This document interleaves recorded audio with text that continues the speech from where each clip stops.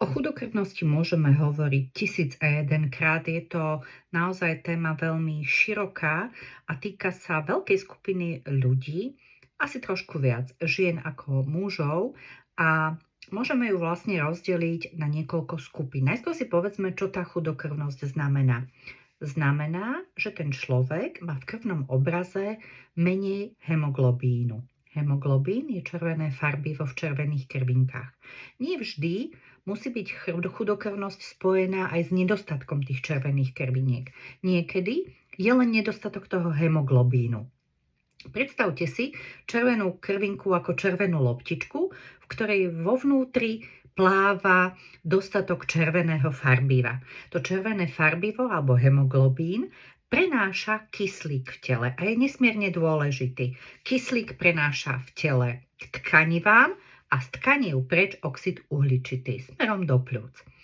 Červené krvinky samozrejme potrebujú stavebné prvky na to, aby mali dostatok toho hemoglobínu. Predovšetkým ide o železo, kyselinu listovú a vitamín B12.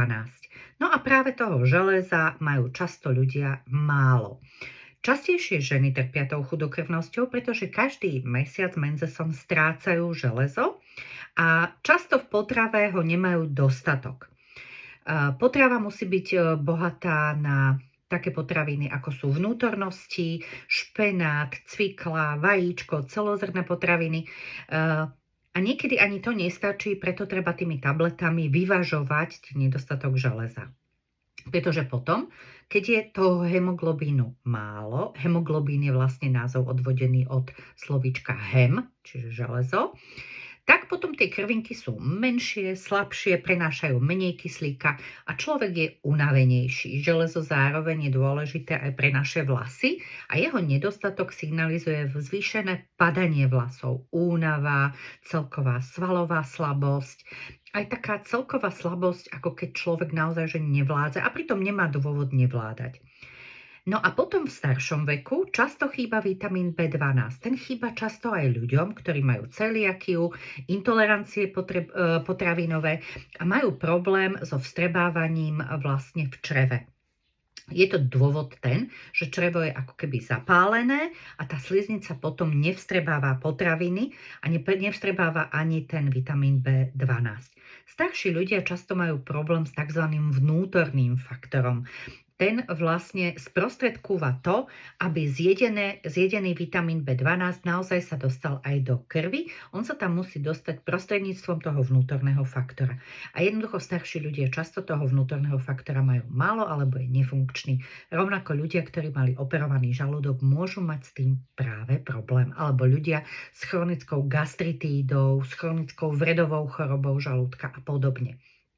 Takže, ako sme si ešte raz povedali, železo, kyselina listová a vitamín B12 sú dôležité, aby správne vyzerala, mala správnu veľkosť červená krvinka.